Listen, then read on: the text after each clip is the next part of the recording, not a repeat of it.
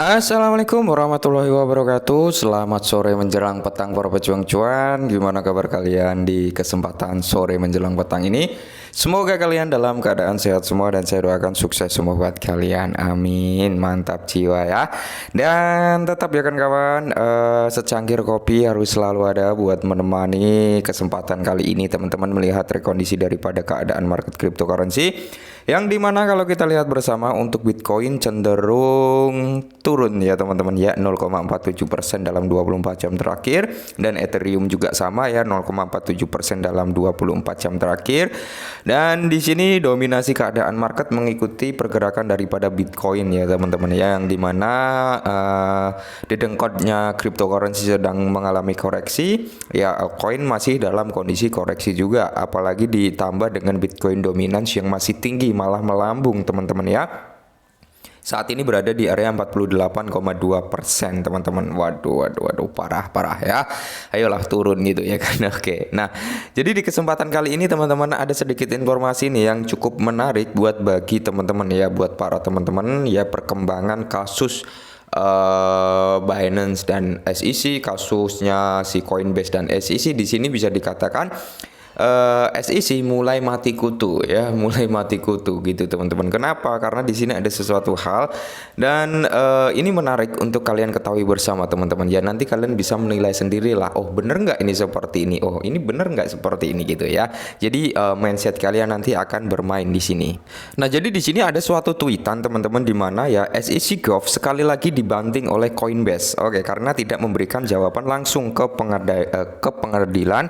Karena pertukaran mencoba membuat regulator menetapkan kerangka peraturan untuk kripto. Nah ini sangat menarik teman-teman, karena Coinbase ya, kalau nggak salah loh, kalau salah mohon dikoreksi, sudah beberapa waktu lalu, dekade lah, sudah cukup lama ya, Coinbase ini melakukan petisi ya teman-teman untuk meminta kejelasan kerangka peraturan untuk kripto gitu teman-teman ya.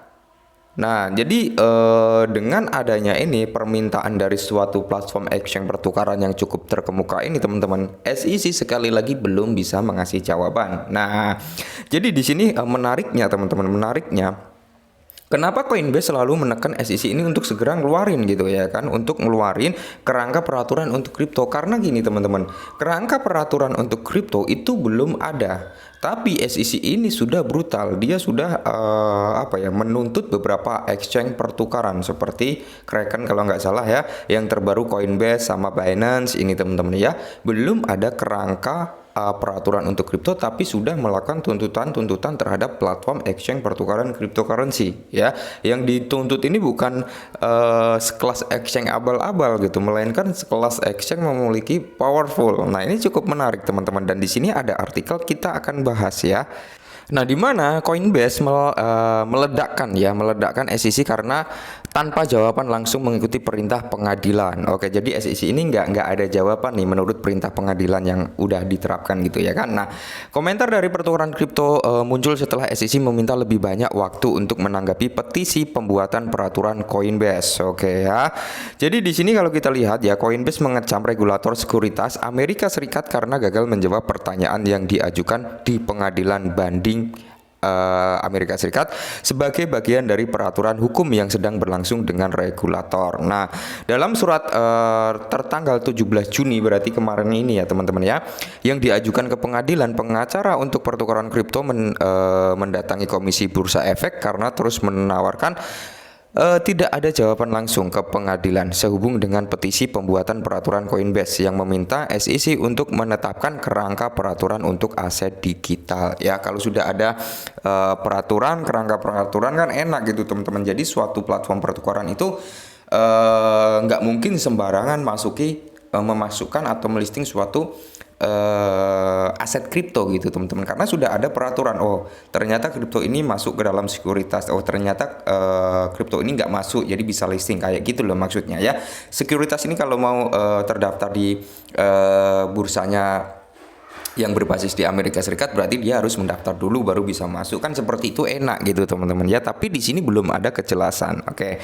Nah, diperintahkan oleh pengadilan ini untuk mengatasi ketidakkonsistenan antara polisi litigasinya dan tindakan serta pernyataannya di tempat lain. SEC masih tidak memberikan jawaban langsung dan malah mengulangi pokok pembicaraan kata surat Coinbase. Wow, muter-muter ya.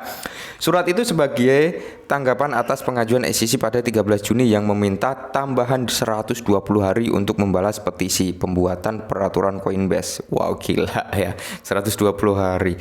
Ya hampir sekitar kalau 3 bulan, 4 bulan lagi gitu teman-teman ya. Jadi Coinbase mengeklaim SEC enggan memberitahu pengadilan tentang pembaruan atas keputusannya dengan mengatakan itu marah bahkan saat diperintah untuk memperbarui pengadilan tentang kemajuannya. Perusahaan mengeklaim dampak dari diamnya SEC. Nah, penundaan yang lama dan tindakan penegakan yang terus membebani industri kripto dan Ketua SEC Gary Gensler terus menagih dengan baik untuk merusak perusahaan publik Amerika Serikat dan seluruh industri secara tidak dapat diperbaiki. Nah ya, jadi kalau sudah ada gini teman-teman ya, kenapa Coinbase ini enggan gitu ya, enggan untuk ngeluarin regulator perihal kerangka cryptocurrency gitu ya kan. Mungkin salah satu sisi lain ya kan, Ketua Gary Gensler ini sangat-sangat anti kripto ya, bisa jadi seperti itu. Nah, seperti yang dikatakan Parlemen Amerika Serikat kalau nggak salah loh, kalau salah mohon koreksi ya. Gary Gensler ini mencoba memanfaatkan apa itu? Kekuatan atau jabatan yang didapat oleh Gary Gensler ini sebagai ketua SEC, di mana dia memanfaatkan atau menyalahgunakan jabatan untuk kepentingan pribadi. Kan ada ya statement seperti itu sudah marak di media sosial juga teman-teman. Nah, bisa jadi karena itu juga gitu ya kan. Pada 17 Juni kepala petugas hukum Coinbase Paul Graves mengatakan dalam serangkaian tweet bahwa tidak bisa bagi pemerintah untuk menentang pertanyaan langsung dari pengadilan federal. Oke ya. Jadi kalau kita lihat bersama, Grewal mengatakan dia berharap pengadilan untuk memberikan surat mandamus perintah pengadilan kepada pejabat pemerintah yang memerintahkan mereka untuk memenuhi tugas resmi mereka berdasarkan hukum. Mengingat SEC menolak petisi Coinbase, Coinbase juga mengajukan bahwa pengadilan malah menetapkan tanggal waktu 60 hari atau kurang mulai dari 13 Juni tanggal permintaan SEC. Dalam kasus terpisah, SEC menggugat Coinbase pada 6 Juni menuduh platform perdagangan melanggar berbagai aturan sekuritas, terutama karena konon menawarkan cryptocurrency yang dianggap regulator sebagai sekuritas yang tidak terdaftar. Nah, bagaimana menurut kalian? Belum ada kerangka undang-undangnya, belum ada kejelasan tentang regulasi yang ada di US sana tentang perkriptoan, tapi SEC udah bisa mengatakan aset ini sekuritas, aset ini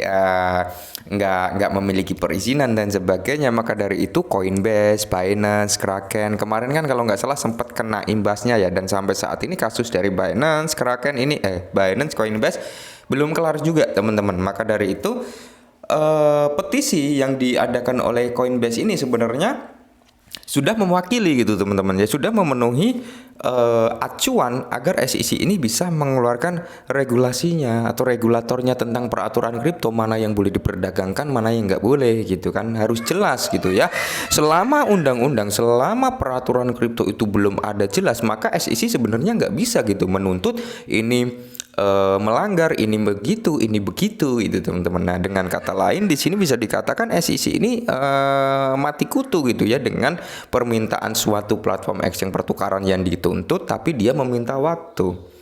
Ya, meminta waktunya nggak main-main lagi, 4 bulan bro, 120 hari ya. Apakah ada sesuatu hal di belakang ini? Ya kalau menurut saya pribadi ya begitu juga, karena kasus SRP pun belum kelar gitu loh sampai saat ini ya, malah makin muter-muter aja gitu. Oke, mungkin ini sedikit informasi ya, semoga sedikit membantu, bisa menjadi bahan pembelajaran kita bersama, dan salam cuan.